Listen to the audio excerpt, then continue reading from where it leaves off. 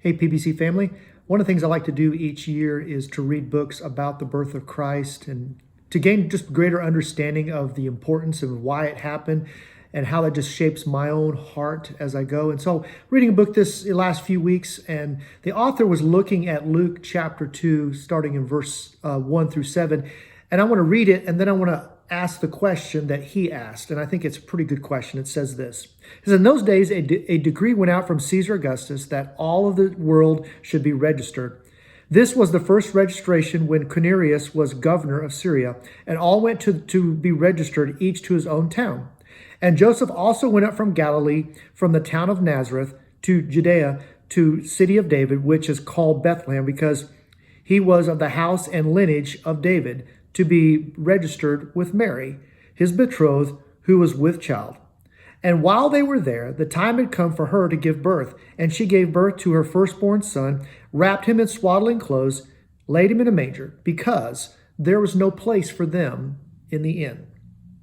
Now I have to wonder what that innkeeper thought years later as he saw this following that Jesus would have. He saw this tension and the things that would come about because of who he was, what he did, what he claimed to do, and what he would eventually do on the cross for us. And so it begs a question. Is there room for Christ in your life right now? Many of you would say, oh, absolutely. I'm a follower of Christ. He's in my heart. But let me ask you a little deeper question. Has COVID, has uncertainty, has the election or racial tension, has a marriage or parenting, has health, has some other uncertainty or something come up in your life that has just simply filled your heart so much right now that just simply no room for Christ in your life?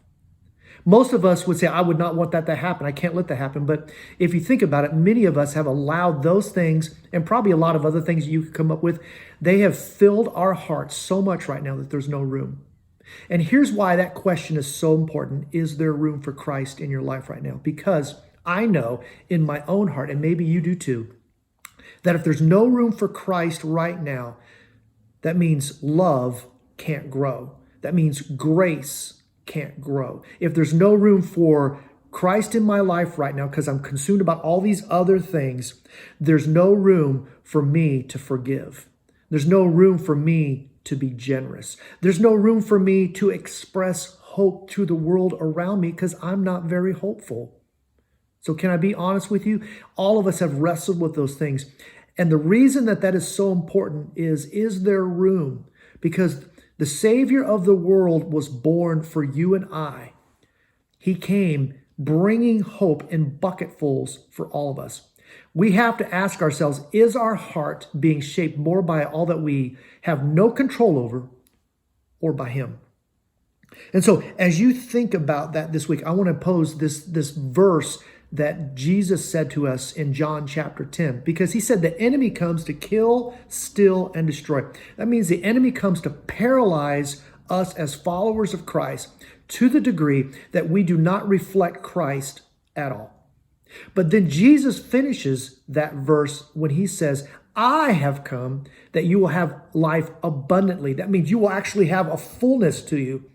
But that means there's got to be room, because what he says in the chapter of verse 11 after that is powerful, because look at what he says. He says, I am the good shepherd.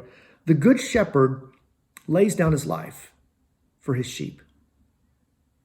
So here's what you need to remember as we go about this week and as we get closer to Christmas and what we celebrate. Make room for him, because you have a shepherd who is fighting for you. You have a shepherd who is fighting for you.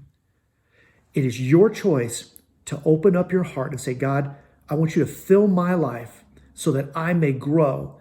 Because if there's no room for you, then the worst typically comes out in each of us. I hope you find these words challenging as well as hopeful. Make room for Christ. God bless. We'll see you real soon.